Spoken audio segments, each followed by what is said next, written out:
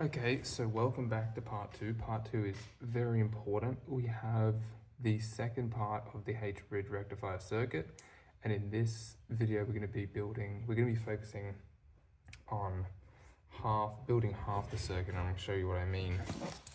So right here we have a very simplified version of the H-bridge rectifier.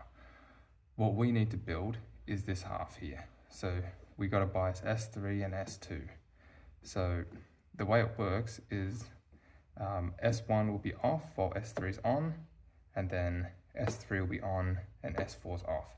So you can sort of direct the current one way and then the other way when S3 and S2 are off and S1 and S4 are on. So we're going to be focusing on building just this part, and then in part three we're going to build the whole thing, and I'm going to show you how that works. But this is pretty important because if we can't get half the circuit right, you can't build the other half. And so we're going to jump into Tinkercad, and I'm going to show you the circuit, and then we're going to jump into the real life circuit, and then that should be a wrap, and then on to part three. So I'll see you then. All right, we're here in Tinkercad, and I just wanted to talk about a couple of things really quick. So of course, the biggest thing, the trick I said at the start was P-type and N-type transistors. The reason for this is because with a P-type, the load goes after, and with an N-type, the load goes before the transistor, okay? With the P-type, you'll notice that there's no voltage divider at the base. Now I ran into troubles because in order to turn the transistor off, right, to turn it off, you need the base to be at the same voltage or under 0.7 of a volt to the emitter. If I have a resistor, a voltage divider, you just cannot get the base voltage to match the emitter voltage. Okay, so that's why we haven't gone with a voltage divider. We have gone with a single 10K ohm resistor, and this is because we don't want too much current coming through the base. Now with this, we don't even have a resistor on the emitter side either, because this loads down the transistor, and so we want it to conduct.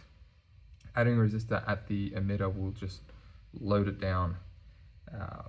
And then moving on, we have a voltage divider at the NPN base, and this is because the emitter is connected to ground. So in order to turn it on, we need our base to be higher than the emitter, okay? And this is quite simple to do because the emitter is tied to ground. Okay, so we can afford to,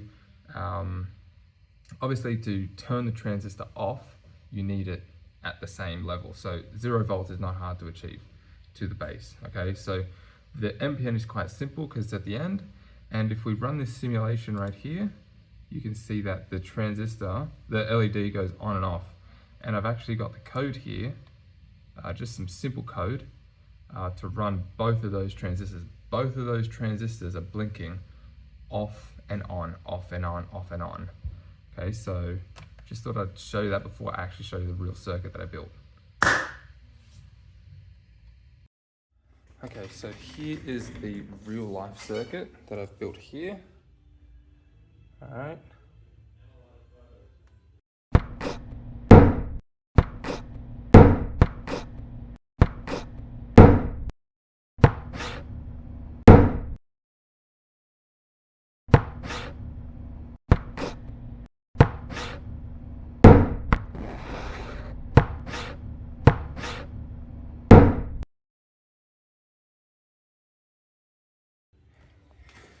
And as we can see, that is how you build one half of the H-bridge rectifier.